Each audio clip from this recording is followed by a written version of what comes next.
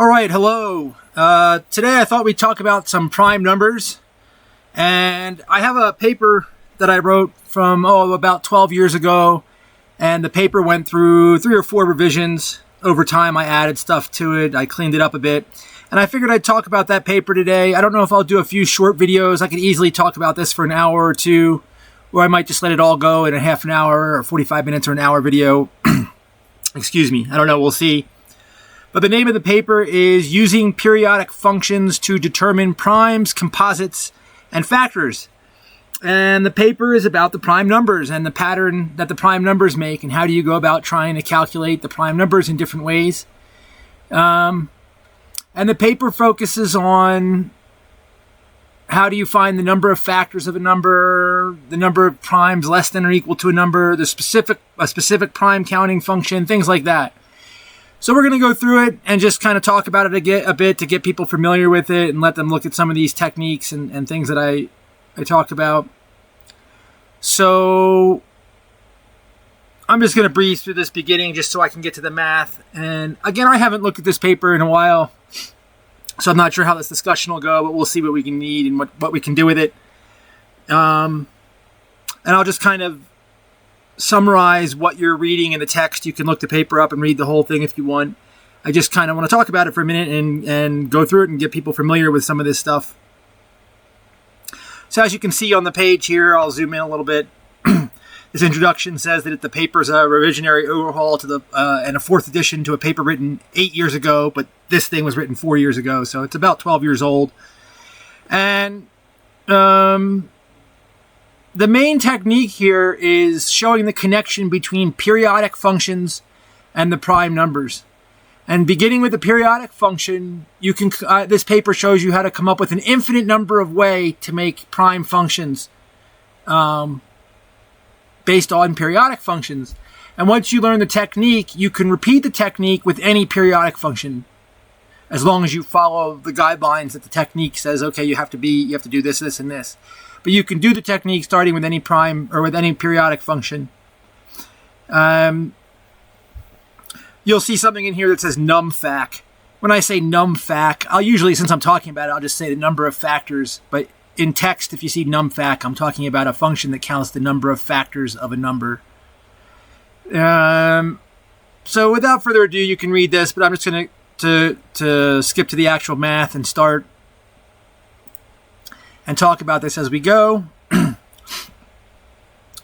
And so the motivation behind this paper was to try to come up with a prime function. Everybody wants a function that either gives you the number of primes or an nth prime, the exact prime, or, like the pi function, they call it, the number of primes less than or equal to a number, and the exact prime counting function. And how do you go about doing that? And so there's something called Willin's formula, which you can look up on Wikipedia. I don't really go into that here.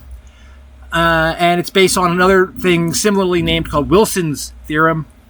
And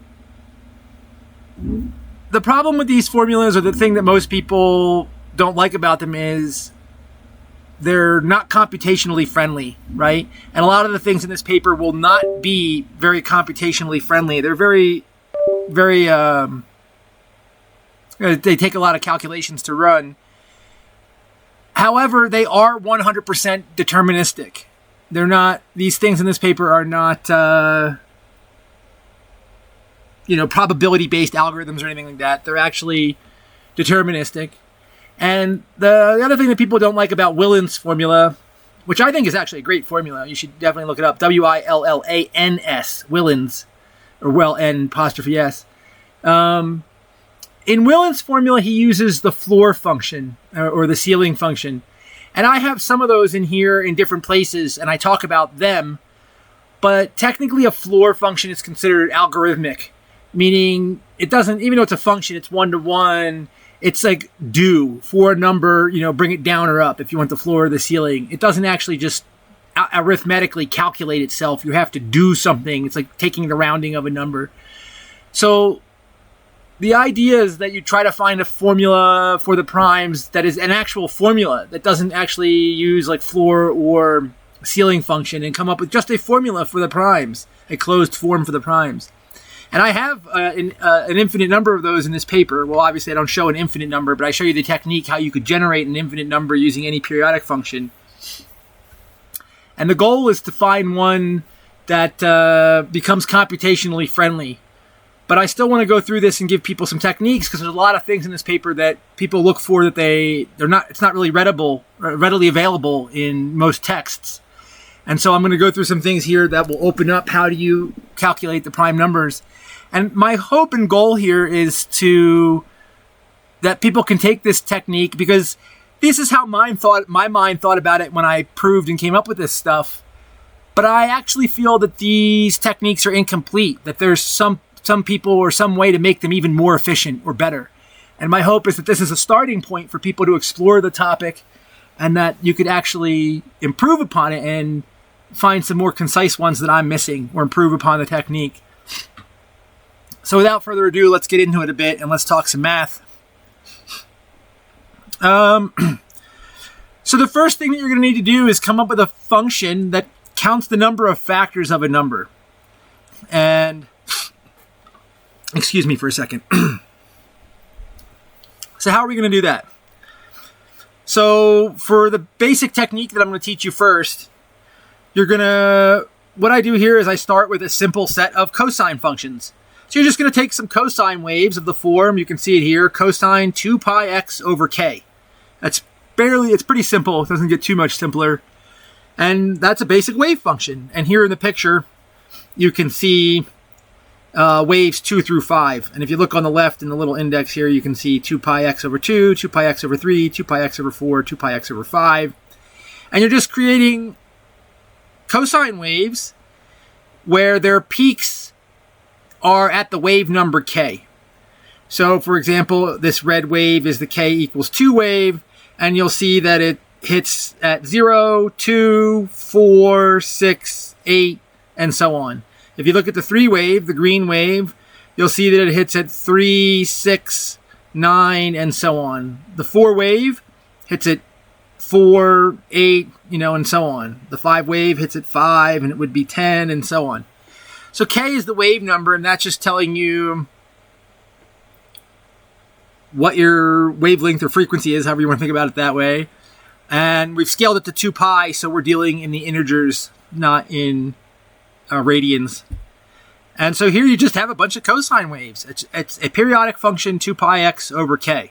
So that's easy enough. Okay. So, as I said, the 2 pi sets the peaks to the integers. The wave number k selects the period.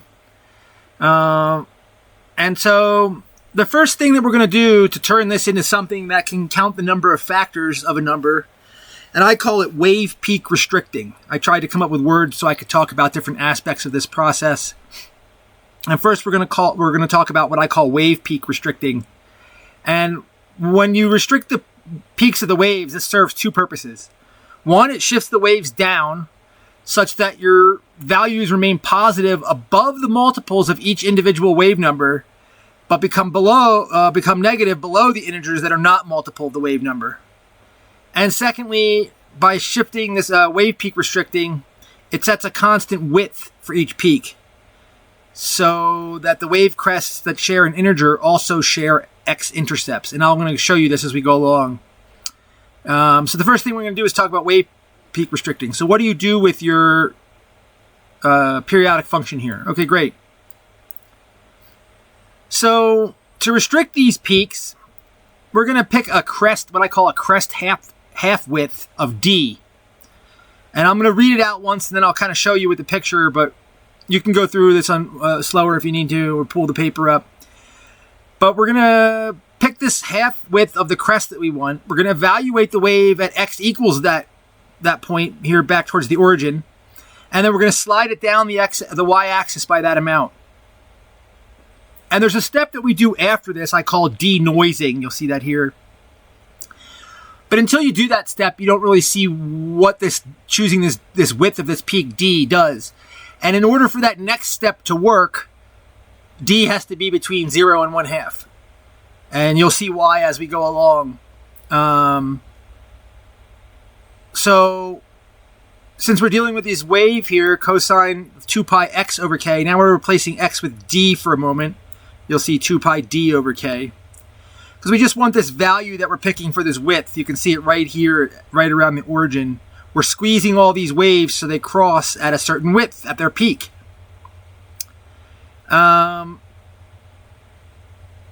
So because of the nature of our functions, this 2 pi x over k, and the fact that d has to be between 0 and a half, or less than or equal to 1/2, you could use any d that you want in that range, but because of the nature of this cosine 2 pi x over k, some really convenient choices for simplification are either making d 1 over 2 pi, 1 over pi, or 1/2. And I use 1 over 2 pi here just because it provides the most simplification. So that's fine.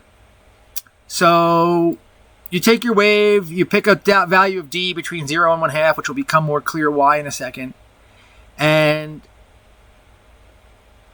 you're going to slide down the wave by that much. So those waves that we had up top here, 2 pi x over 2, 2 pi x over 3, so forth and so on. Now you can see the function there is 2 pi x over 2 minus, since the d cancels out the 2 pi, you're just left with 1 over the wave number. 2 pi x over 3 minus cosine of 1 over 3. 2 pi x over 4 minus cosine of 1 over 4. So all you've done is you've taken your periodic function and you've slid it down so that now you'll see all the initial waves cross. If I zoom in right here, you can't see any numbers, of course, but all the waves cross at this value right here. And this is all the same waves we had up here. We just slid them down the y-axis by subtracting that amount off. So here are our waves. You know, the 2 waves still goes 2, 4, 6, and so on. We've just slid them down. And again, you'll notice that in places where they share like a multiple of a wave number, like the 2 and the 4 wave, because we've slid them all down that same amount, where we've evaluated them at that amount, they all cross the axis at that same point there, and that will become important later. Okay, great. Now where do we go from here? So that's called wave peak restricting. So you take your periodic function, you restrict the wave peak, and I think I said it on the next page, but I'll say it now because we're going to start to get into that.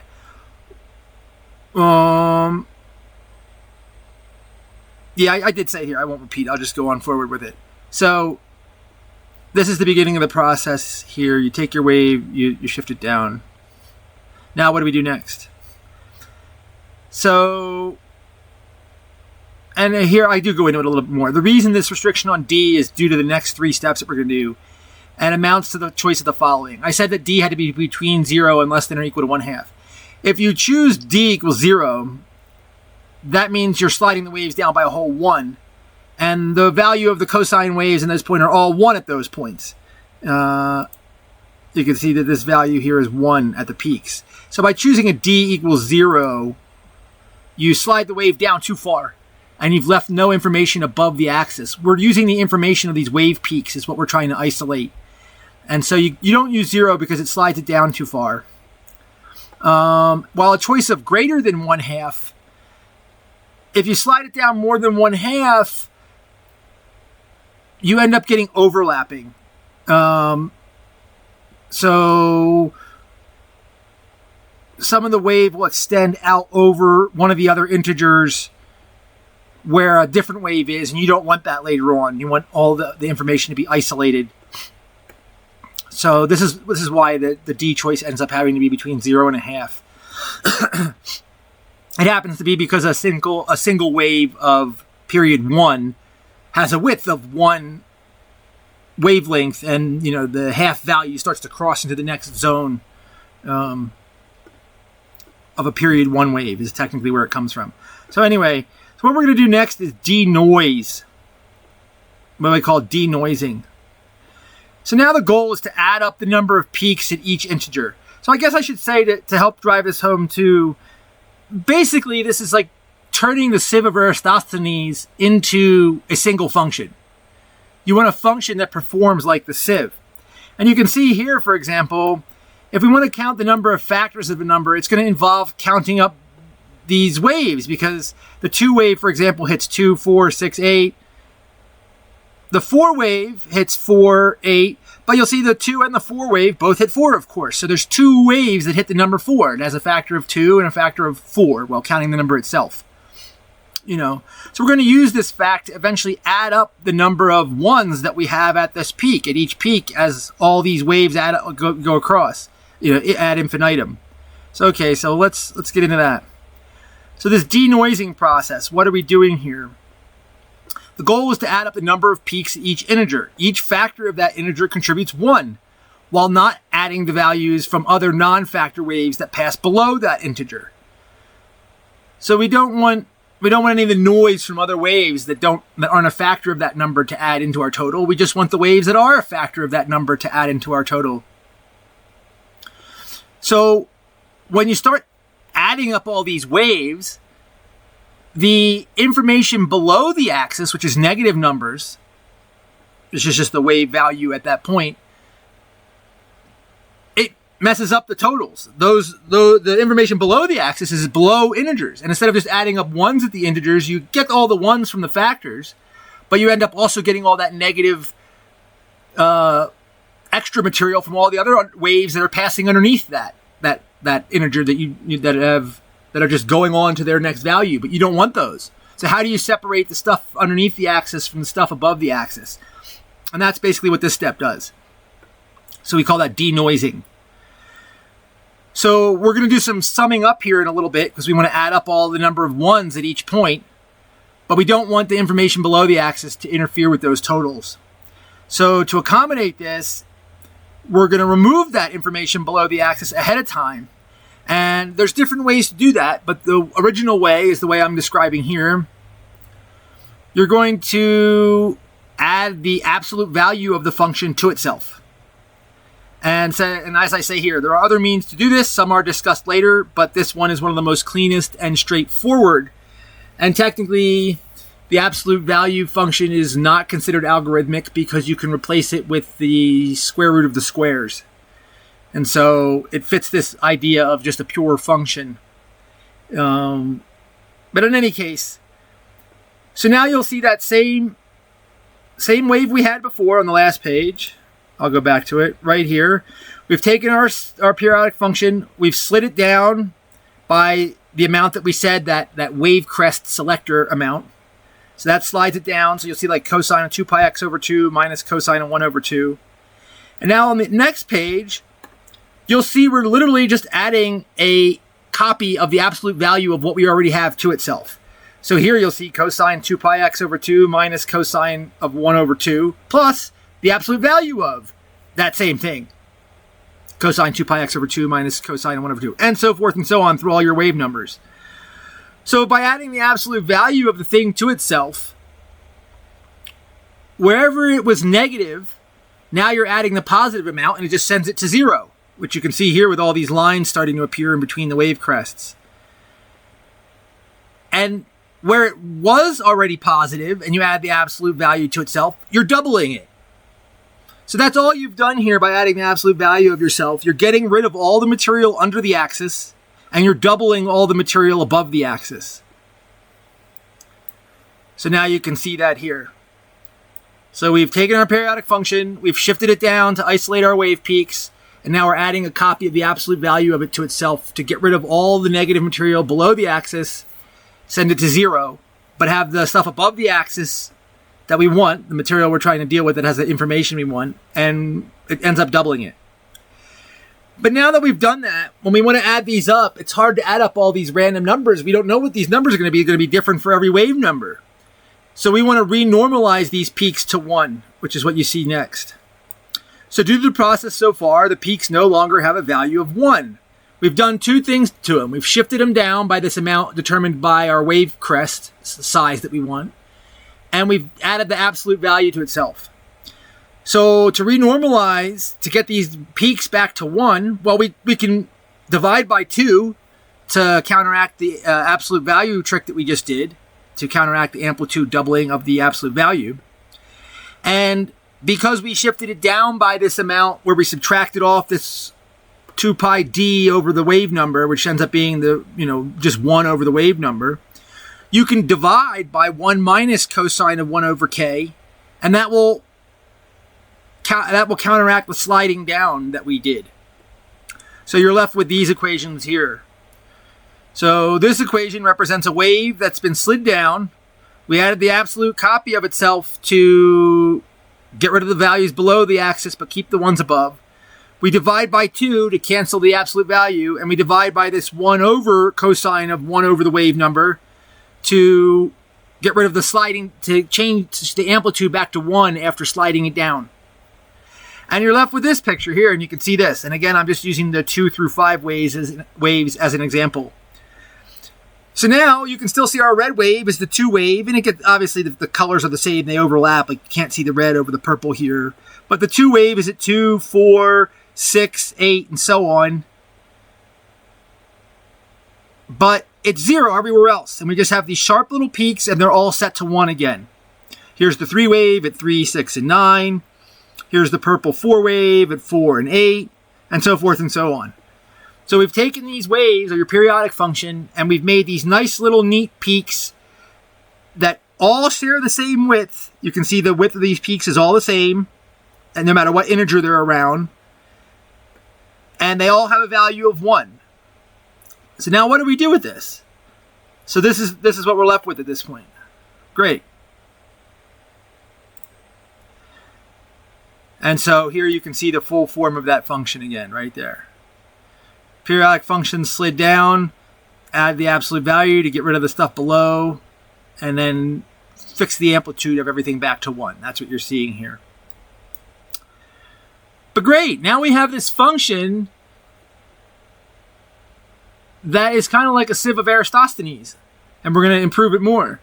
And at every integer, if that integer is a multiple of our wave number, then that wave will have a wave there, and it will have a value of 1. So if we add up the numbers of 1s at each of our integers, we'll know how many waves were that integer was a multiple of, i.e. how many factors does it have. So now that every wave is a factor of an integer x, or you can think of, like I just said, that x is a multiple of its wave number, if you want to think about it that way, and it contributes a value of 1 above the integer and 0 everywhere else, the peaks all have a uniform base width. I just kind of reiterated that. So now if we add all the waves at each integer, it gives the number of factors for that integer, not including the factor of 1 when the index is started at 2. So we don't want to add up. I mean, when you say the number of factors of the number, you'll often hear people say, oh, the number of factors of the number not including 1 and the number, or including 1 and the number. But you're basically the number of factors, and then you say, do I want to include 1 or the number itself as a factor, for whatever you're talking about. So in this case, we're not going to start by adding up the 1 wave, because everything has a factor of 1. So that's why you'll see this index of k equals 2. We want the 2 wave, the 3 wave, the 4 wave, everything but the 1 wave. And I call this the numFac function, or the number of factors function, f of x. So here's our number of factors. You just add up, here's our function that we just had up here. And I want to add up 2 through, and I call a number j here. And how big does j have to be? So you could set j to infinity, and just have this thing be valid for all numbers anywhere. But technically, you only need to run j up to the number you're checking. And you can get into other typical ways that people refine how to find the primes. Really, you don't even need to check up to the number you're checking. You can check to the square root, or you can do other things to like trim down how many calculations you're doing. But we don't want to worry about any of that now. We just want something that's like set it and forget it. So I usually say for j here, you can just change j with x. Like if I want this to be accurate for, like, say, all numbers up to 20, I can replace j with 20, and this will be accurate for all numbers up to 20. Whatever j is, this technique works for all numbers up to that number. But, of course, you could just throw infinity in there, and it works for everything. Okay. So now I talk about that here. In order to guarantee the function accuracy for an integer x, the summation must include all the waves up to x. So we want to see if that wave is a factor of the number that we're checking. And again, you don't have to check every one, but I don't want to get into the other typical ways of reducing algorithms for primes and stuff like that. So that is j is greater than or equal to x. You could set j to x, or like I said, you could set j to equal to infinity and it automatically makes the function true for all x. But now we're going to plot this sum function here, and here it's plotted from k equals 2 to 50. So here I just set it to be 50 to be valid up to 50. And here you can see it. So now this is our first hint at our prime counting function, and how are we going to manipulate this into a prime counting function. But let's just look at this for a minute. I think this is a pretty cool graph. So using this technique, you take your periodic function, you shift it down, you add the absolute value, you reset the amplitude, and you add up all the ones. You're counting all the factors of each number. And sure enough, we can see here, here's 2. 2 has one factor. Again, not including one. This is not starting at the one wave, so 2 is, the only factors of 2 are 1 and 2, so this has one factor other than 1. So it's prime. And you can see all the prime numbers right here are starting to pop out. They're all the ones that have a value of 1. You could use this, and I'll talk about this later, you could use this function as a prime sieve, of a prime check. When this equals 1, it's a prime number. On an integer. Obviously it passes 1 here and here, but that's not over the integer 4. At 4, it's equal to 2. So integer values that equal 1, when you plug in that integer value, if it equals 1, then you got a prime number. You could use this as a prime check. But we're going to go a bit further here with this. So you'll see that 2 has one factor, 3 has one factor, but oh look, 4 has 2 factors. Obviously 2 and 4, not including 1. 5 has one factor. 6 has 3 factors. So this is just the number of factors of a number. This function here, this sum, calculates the number of factors of a number. And there it is. You've just plotted all the number of factors of any number you wanted. How many factors does it have? There you go. So I think that's pretty neat that you have this nice, concise number of factors function. And this could work with you could have started with any periodic function you wanted and turned it into something like this and had a number of factors function, a numfac function, that counts for you the number of factors of a number. So here is, we're showing the number of factors of a number. Great.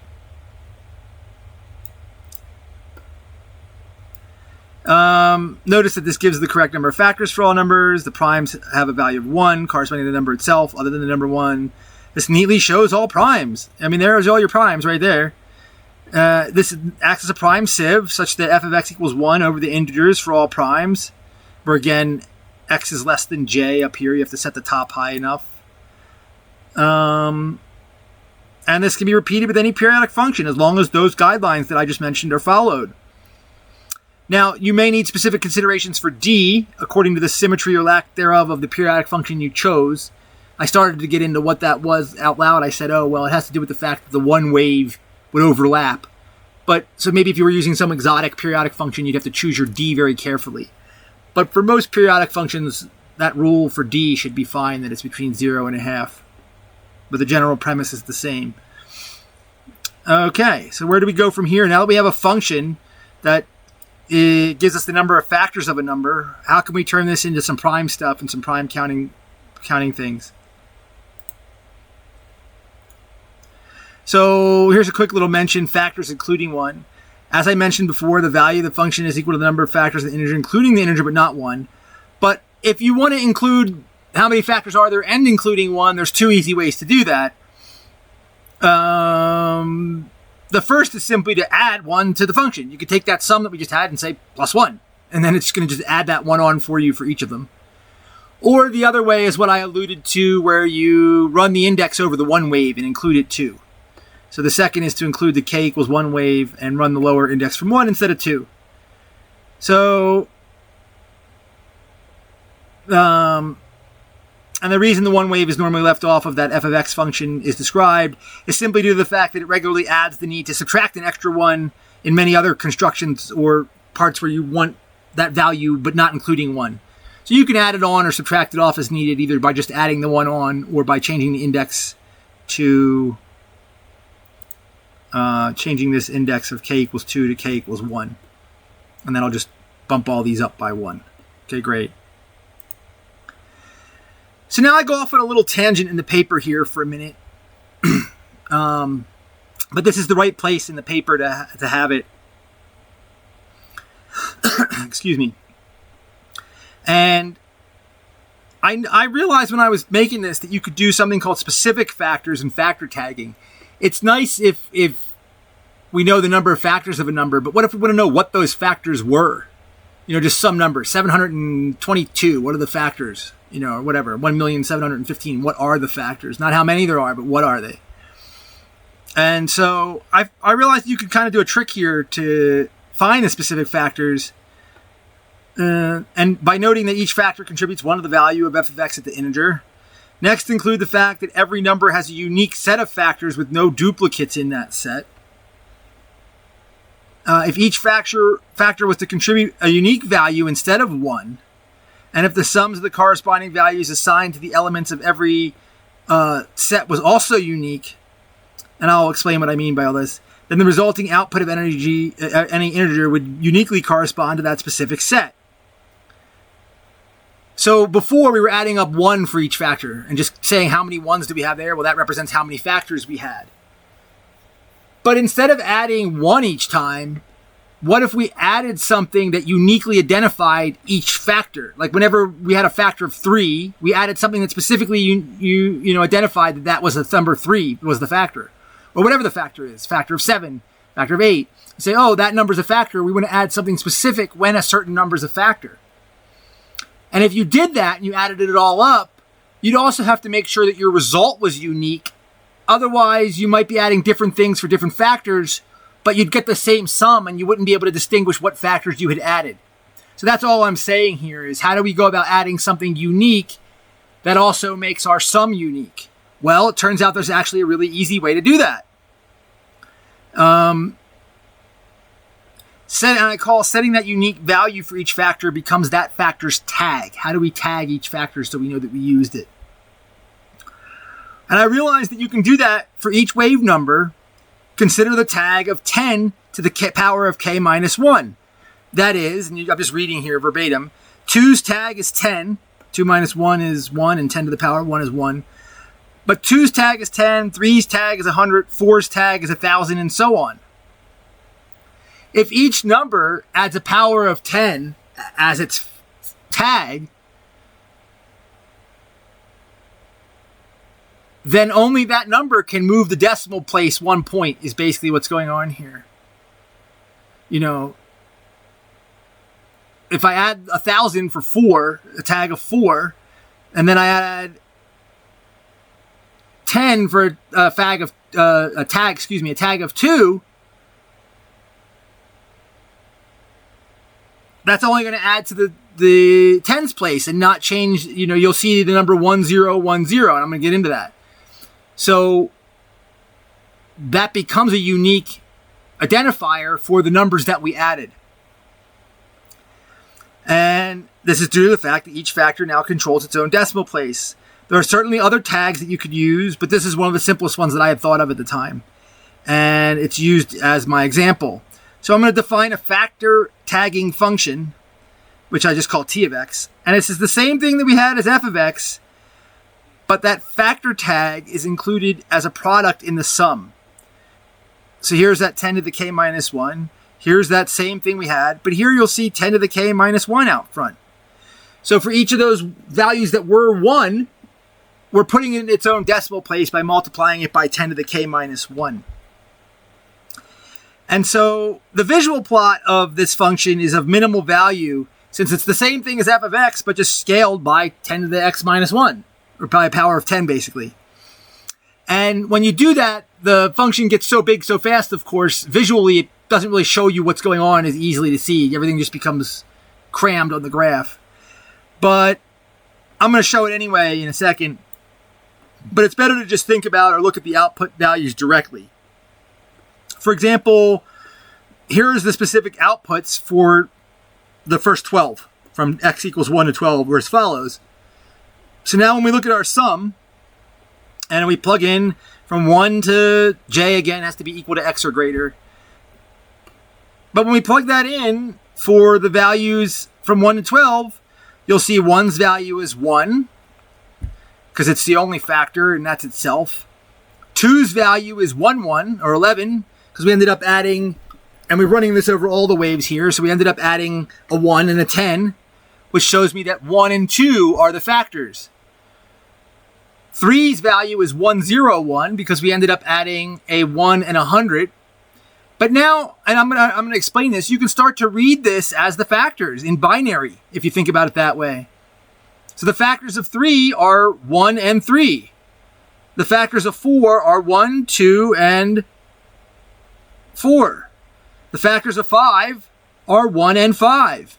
The factors of 6 are 1, 2, 3, and 6. So by doing this and taking the number of factors of the number and scaling it by a power of 10 so that they all add and get their own placeholder and create a unique identifier for all the factors in the number, we've now made this binary representation of all the factors in the number that just lists off your exact factors, and we've tagged them. So you can see here for 10, we've tagged 1, 2, 5, and 10 are the factors. It also shows you that in this form, all primes are of the form 1, all zeros, and then 1, meaning only 1 in the number itself are the factors. So again, you can use this to play around with the primes, and here you've got your factor tagging function, that the value of this function output gives this string, which is all 1s and zeros, and it tells you what the factors of that number are. If I wanted to know the factors of 782, I could plug in x equals 782 here, and it will spit out a number of 1s and zeros and 1s, and the 1s will all be in the places of the factor if you think about it in that way. So, and I'll explain this here. And then I had made a little question here when I originally wrote the paper, which I've since solved my answer to my own question. I'll just mention that briefly here, but or maybe I don't mention it here, but in the appendix or something. But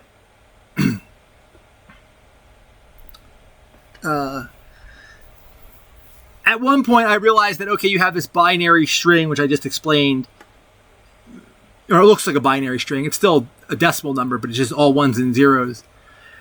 And I wondered for a minute, and this is all I'm talking about here, I wondered for a minute if I converted that number that I got using binary back into decimal, that technically is also like a one-to-one mapping of all the numbers, their factors, and the primes. And I wondered at one point some things about that conversion. I think in my original paper I had asked if all those conversions were prime or something at one point. I eventually proved that they weren't, but I'm not going to get into all that there. But so that's all this little bit is here, as I'm just mentioning that you could then find other mappings and associations between those output at that point. But that's a neat way to tag all the factors of a number. And again, I'm just going to click over to my other program real quick and see how long we're going on this. I knew it was going to be a long one, but I kind of want to see if I want to make it in 2 or 3. 38 minutes coming up now, 40 minutes. Okay, I'll go a little bit longer, and I'll probably make this in parts because it's going to be long. But let's go a bit further. So now, or maybe I want to stop here. No, let's go a bit more. So now what can we do now that we have a number of factors function, or this factor tagging and function? We don't really use the factor tagging function from this point on. That was just to show you how you could do it.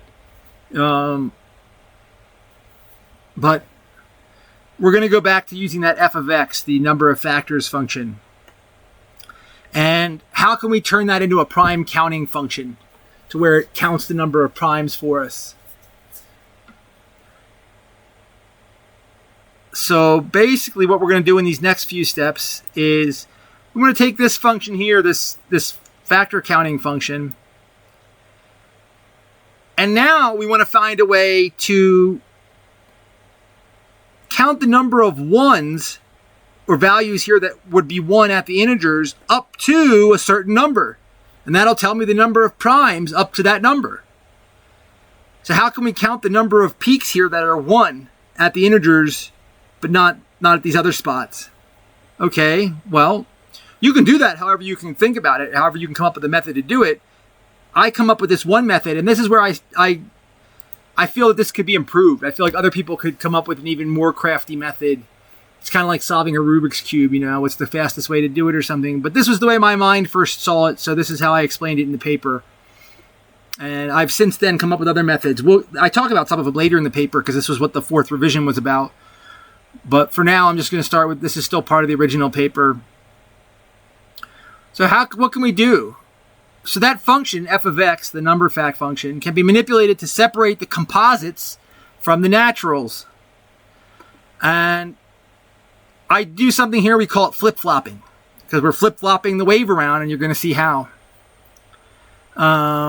And this is done similarly to the process before, through a process of flip-flopping and further wave peak restricting, denoising, and renormalizing. So we're doing stuff similar to what we had already done. So you're going to see a bunch of graphical manipulations here to explain why and what we're doing. We're just trying to isolate the information on the graph a certain way. So the first thing we're going to do is shift the function down by 1. So we shift the function down by 1, thus leaving information above the axis only above the composites. And you can see that here. If you were to think that all these 1s, which are the primes, get shifted down by 1, we take this whole wave and we just lower it by 1. Now all the primes are 0, but all the composites are still a 1 or greater, or above the axis. So we're going to shift it down by 1. Then we want to get rid of all the information below the axis again. We're going to use the same absolute value trick we did, where we add a copy of this thing that we slid down by 1 to itself. And that gets rid of all the stuff below the axis. And so if you think about it graphically, now we've only left the composites above the axis. And we divide by 2 again to counteract the amplitude change from our absolute value shift. So that's what you see here. So I've substituted f of x for that whole big clunky function we had earlier, our numfact function. But here you can see I slid it down 1. I added the absolute value of the copy to itself to get rid of the stuff below the axis, and we fixed the amplitude. And you can see that here, and this is for that function that we had, just doing what I said. We slid it down, but see now all the composites are above the axis, and all the primes are 0. Great.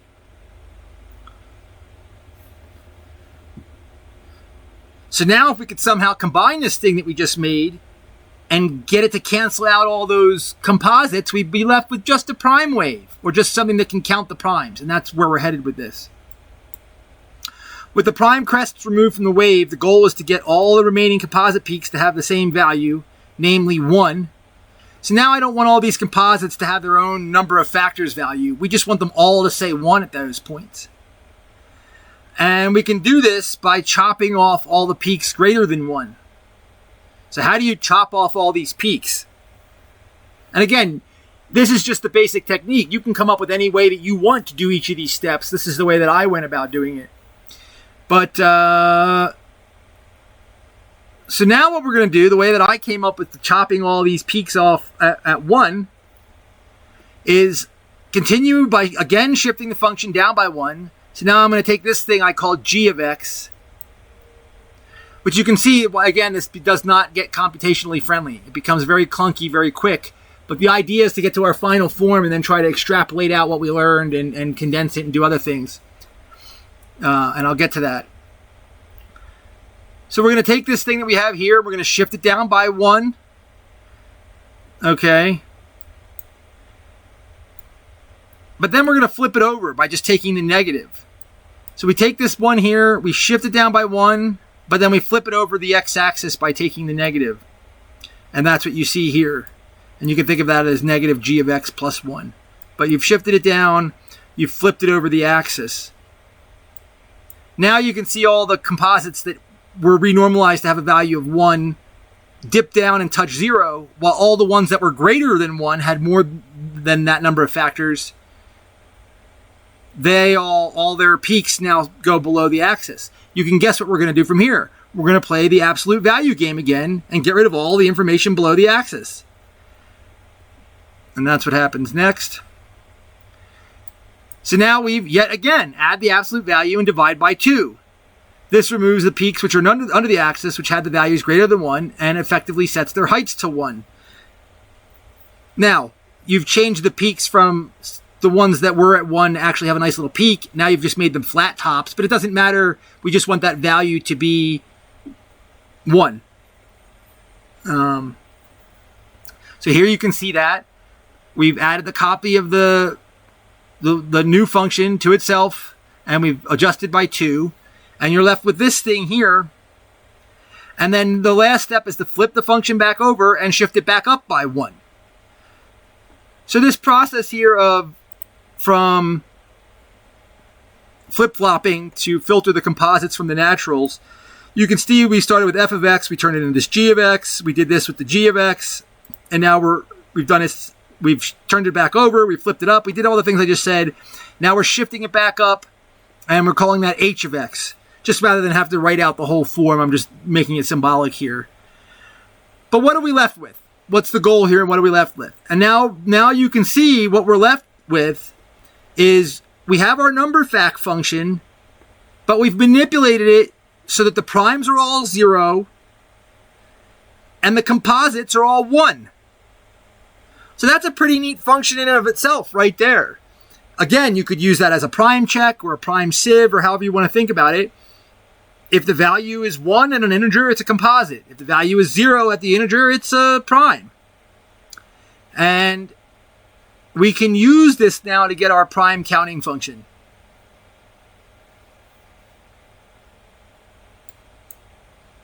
You know, I say that here, you can use this as a primality test. And if we were to take a sum of this new function, it gives the number of composites less than or equal to a number. Okay, great. But if you know the number of composites less than or equal to a number, you also know the number of primes less than or equal to that number. And so as such, it can be used to determine the exact prime distribution. So in this case, h of x is sometimes referred to as the s, the composite. What am I saying here? Sometimes referred to as the composite wave.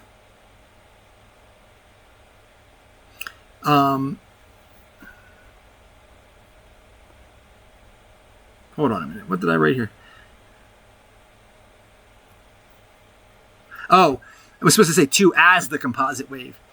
Note that this is how the technique was originally designed. However, it may be considered more efficient to jump directly to g of x to a prime wave, and it's discussed later.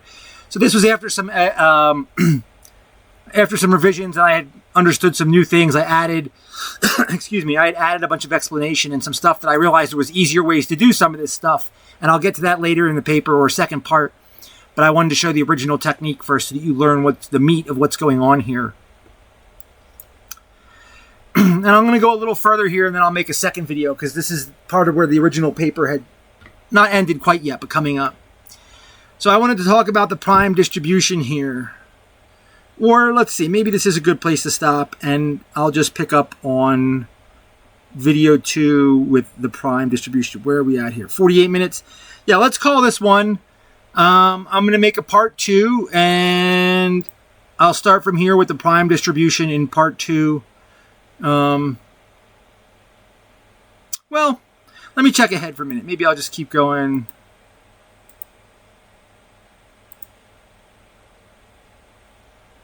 See, I kind of wanted to get to that part, but it's taken too long. The product polynomials would be a good place to start a part 2.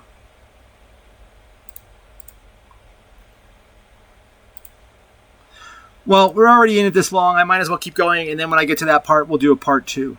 So, so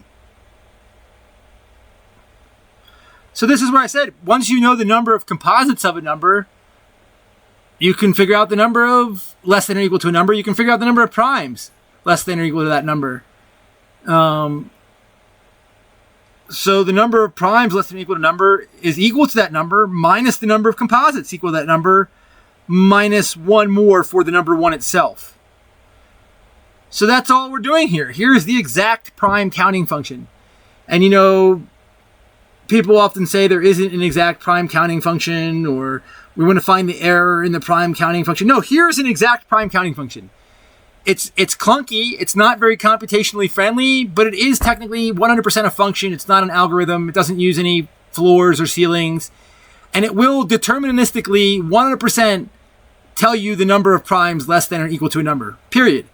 So here is an exact prime counting function where this sum from n equals 1 to x of h and of n, we're just adding up the number of composites. We're adding up, like if I was to pick the number 10 here and I added up all the values at the integers of that sum, I would get 1, 2, 3, 4, 5. Because you can see the peaks, and I'd know, from that I could figure out the number of primes less than it.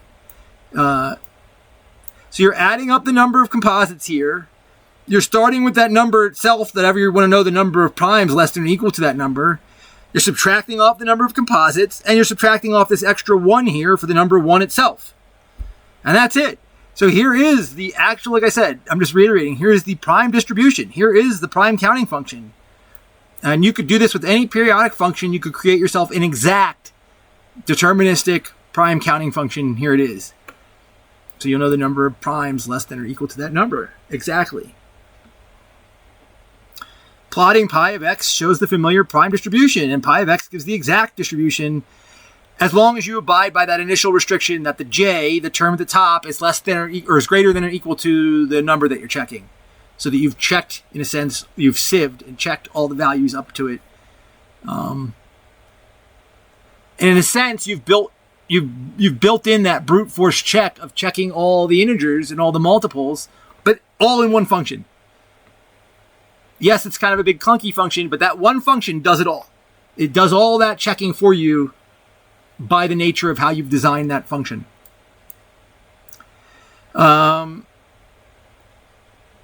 And I talk about something with the floor function here, seen on the left panel of the graphing version of the equation, was done solely to show how the graphing calculator, I'll talk about that in a second here. So the program I was using to graph this, Desmos, it has a certain requirements on how it handles values up in the summand or in the indexes of the sums. And I changed this to floor here just to show and make it work for how the graphing program works, and to show the distribution of the prime counting function, how it's normally shown, where they usually show it in steps. So if you look up the prime counting function, you'll see how they want you to see how it steps up as the prime numbers change. That's all I did there, was just to make it look that way. But here on this picture, you can see all the parts. Here is the f of x that we started with, up in the left. So there was the basic f of x. Here I ran it up through 30. Here was the two manipulations for the flip-flopping we did. The g of x was when we shifted it around a bit, and the h of x was when we shifted it some more. So you can see here's here's your number fact function, your number of factors function. Here's the manipulation to separate the composites and the primes.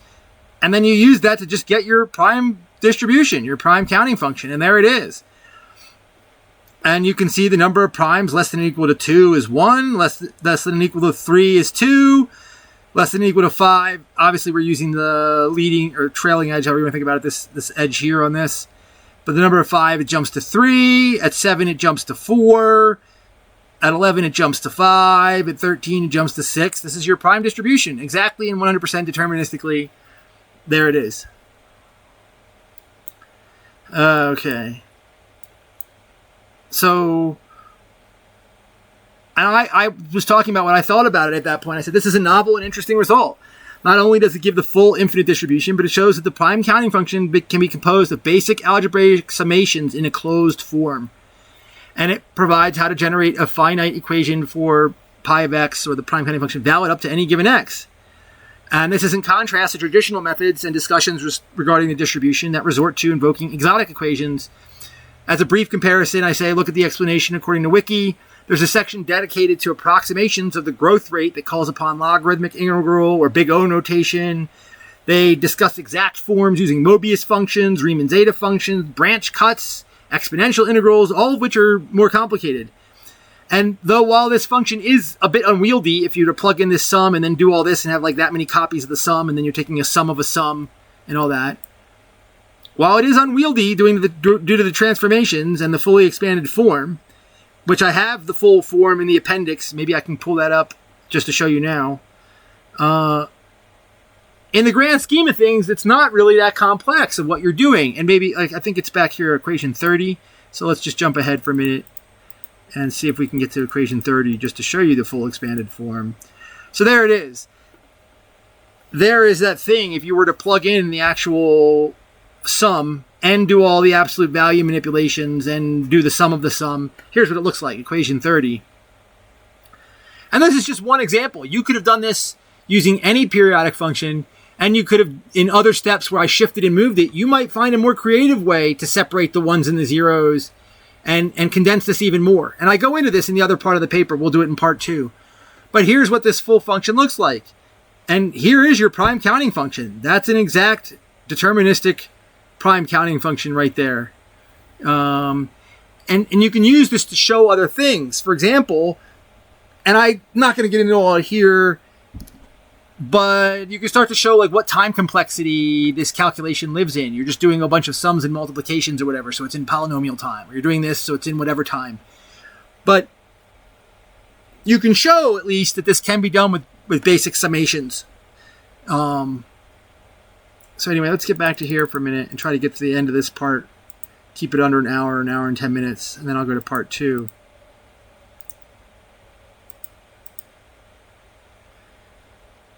So, again, I'm doing this so you guys can get a sense of what's going on here and how it works.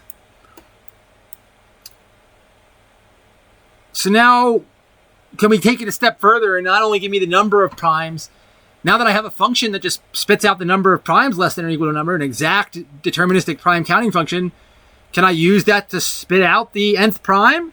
Can I just have it tell me what's the 10th prime or the millionth prime? Yes, you can. And again, that calculation becomes very ridiculous, but it works 100% deterministically with just a function. And I find that really interesting.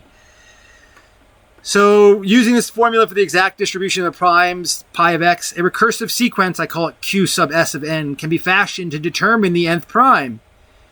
And this brings up that question, how does one go about directly calculating the nth prime?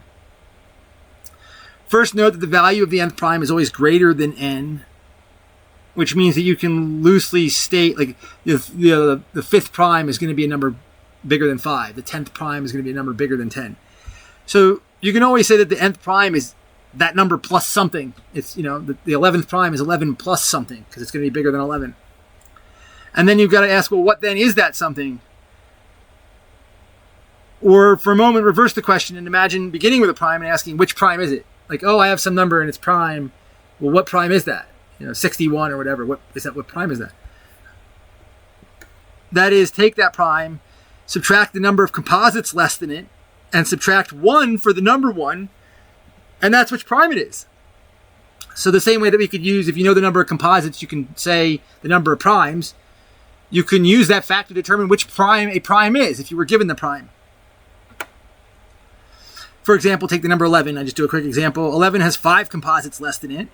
And 11 minus 5 minus 1 for the number 1 is 5, making it the 5th prime. Now you're just going to reverse that process. So say one wants to find the 5th prime, start with 5, add the number of composites less than 5, and then add 1 for the number 1, giving 5 plus 1 plus 1 equals 7. But now you also need to add the number of additional composites between the number you started with and that new number. And in this previous case, it's between 5 and 7. So this adds 1 more for 6. The number 6 is composite, giving 7 plus 1 is 8. And you could keep repeating that process until no new numbers were added, and then you'd know you'd hit a prime. So you continue this process until no new composites are added, and then you find the next prime. So in this example that we had, 8 adds 1 to go to 9. 9 add 1 becomes 10. 10 adds another 1 to become 11. But then 11 will see no new composites, and thus the 5th prime is 11. So again, this is not really computationally friendly, but it does work in less steps than however many steps, like the number itself, and however many iterations. And I'm going to explain a little bit more of this. So take the 8th prime, for example. The sequence would be, so if you do this process, which I go into more here a little bit, you can get the paper for that. The sequence would be 8, 12, 15, 17, 18, 19, and stop. And indeed, 19 is the 8th prime. And you'll notice that in this technique, a downside to it is it always walks steps by one from the last prime to the next prime. And I say that here to notice that the sequence of finding a prime, that it makes larger jumps at first, but then the jumps decrease in size, and it will always end by increasing by ones from the previous n-1th prime to the nth prime. In the last example for n equals 8, that was the steps 17, 18, and 19. But you can condense all this into a recursive sequence in terms of that pi of x function, or any prime counting function, with the initial term defined as q of sub 0 of n as 0. So the current terms, in terms of your previous term of this recursive sequence, q of s of n, is equal to n plus the q of s minus 1 of n term minus the number of primes of the q of s minus 1 of n term. And I'm not going to go into all this in detail here. You'd have to get the paper and familiarize yourself with it, or understand what's going on here. This is one of the more complicated parts of the paper to really grasp and get and play around with it a bit, and you'll see what's going on. But it's basically what I just said. You're taking a number, you're adding one for one, you're counting up all the composites less than it, and then that'll shift it up a little higher, but now you're counting all the composites in between the number you just had and the last number, you're shifting it up higher, and you keep doing that until you don't add any more. And by that way, you can find the nth prime. So now we take this and rearrange the subscripts in terms of the current term instead of the previous term, so that you get that the next term is equal to n plus the current term minus the number of primes less than or equal to the current term. And that's just what I say here. N is equal to the n plus the previous term minus the number of primes less than or equal to the previous term. And so note that the previous term minus the number of primes less than the previous term is the same as 1 plus the running total number of composites added to that sequence at that point. So when you do this, you can generate infinite terms of the sequence S. It says it can be generated indefinitely. But however, once you hit a prime number, no new values will be generated, and it terminates every subsequent term will also be that prime. So for example, for the 5th prime, if I was to run this for q of, where n is 5, and I want to know the 5th prime, the sequence is 5, 7, 8, 9, 10, 11, 11, 11, 11, and it will just spit out 11s forever at that point, and that's your 5th prime. Well, I don't go into it here. The same way that you had to run that index before up to x, the number that you were checking, you can show here that this sequence will always terminate where the subscript of s is less than or equal to the number that you're checking. So just like before, you don't actually have to calculate infinite recursive terms or anything like that. If I want to know the 100th prime, n is 100, and I just set s equal to 102. And it will actually hit that 100th prime in less than 100 steps, and you can show that. But just if you wanted some blanket number to make it always work, you could change that s to the n and just say q sub n of n. Meaning whatever number you want to check, you just run it that many times and that many iterations, and you'll get your answer. That's what I'm explaining here. No one ever needs to calculate beyond q of n terms in order to guarantee generating that nth prime. So there's a little bit of housekeeping for this recursive function. If you really get into the material here, you'll notice somebody who is really astute would notice there's some housekeeping that needs to be addressed regarding this q sub 1 term and the number of primes, the prime counting function when the value is 0. And I'm going to get into that here in a second, and then we'll go on to a second video.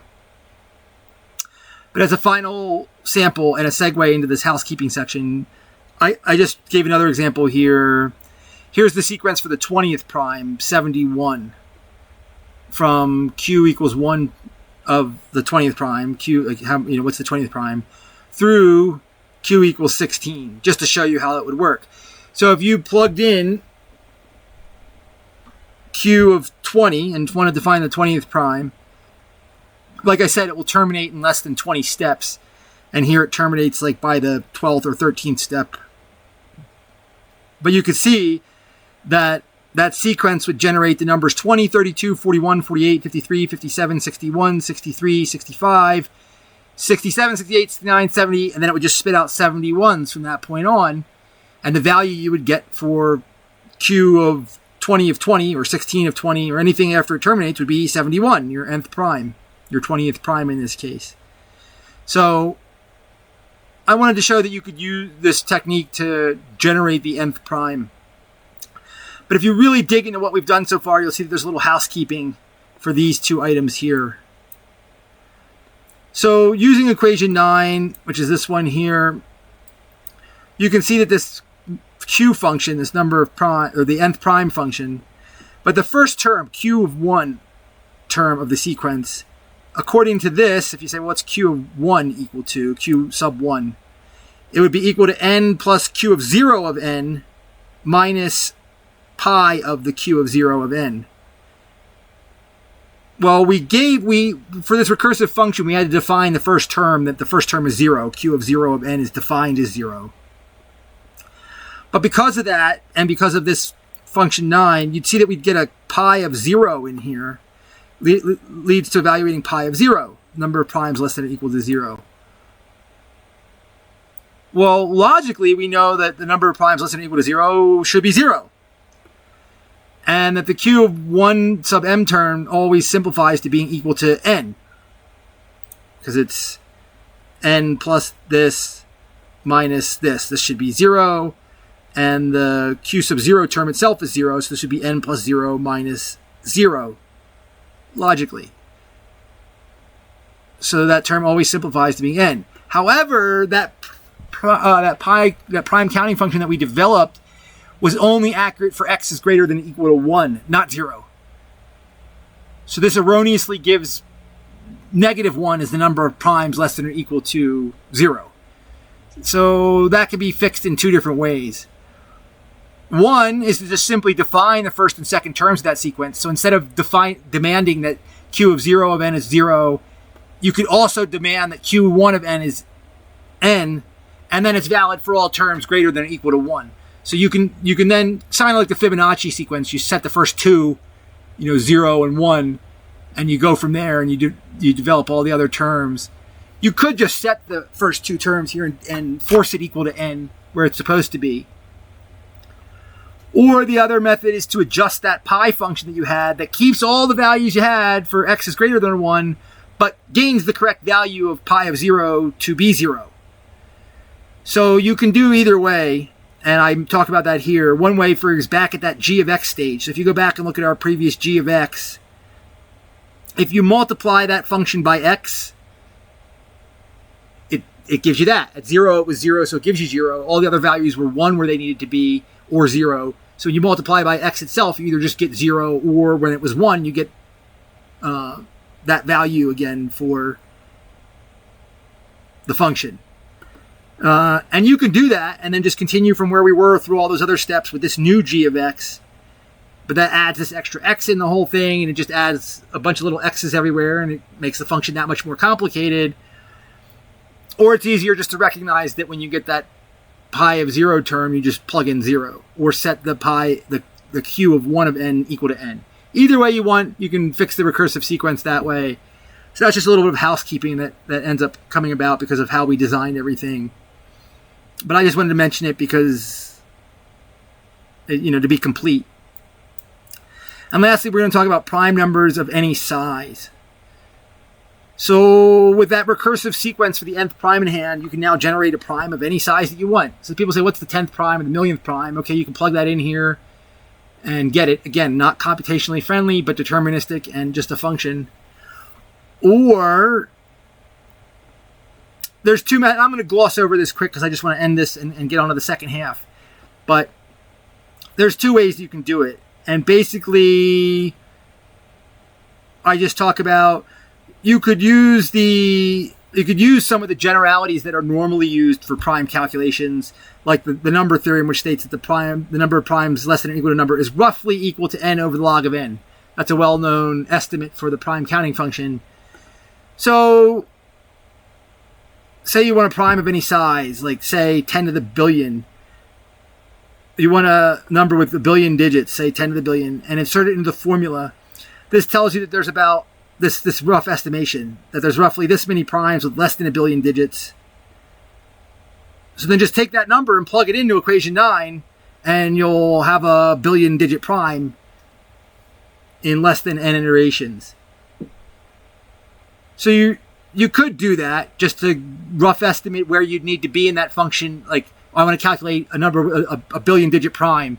So then you're just saying, well, what's the nth prime that has a billion digits? Like, what's the first prime that has a billion digits? You're kind of using that n over log n estimate to say, oh, well, then you need the, 100 millionth prime or 100 gazillionth or whatever it is prime to have a billion digits. And then you just plug that in and get that prime. So, that's one way to go about it. But if you want the exact approach, the same method as before, except you just use the exact counting function to determine the n to use in equation 9. Granted, these are not very efficient at all, but it's just it's 100% accurate and deterministic. So you could use these formulas to generate a prime of any size with 100% accuracy and determinism. And I'm going to stop there. So this is a long video. It's really only for people who are super interested in this kind of topic. But we'll get into the second half of the paper in a second video, where this is the basic technique you use. You start with this periodic function. You shift it around a bit and manipulate it to get a number counting function. And then from there, you can generate prime generating functions, count number of primes, do whatever you want. And the second half of the paper was the parts that I had added over the years, where I explored these ideas more and I went back and said, okay, well, imagine if we could find a different method for some of these parts and simplify the process. Or imagine if you could find something that follows this procedure, but then you get a sum that has a closed form. Now you're in the region of real groundbreaking stuff about creating a function that determines the primes in a way.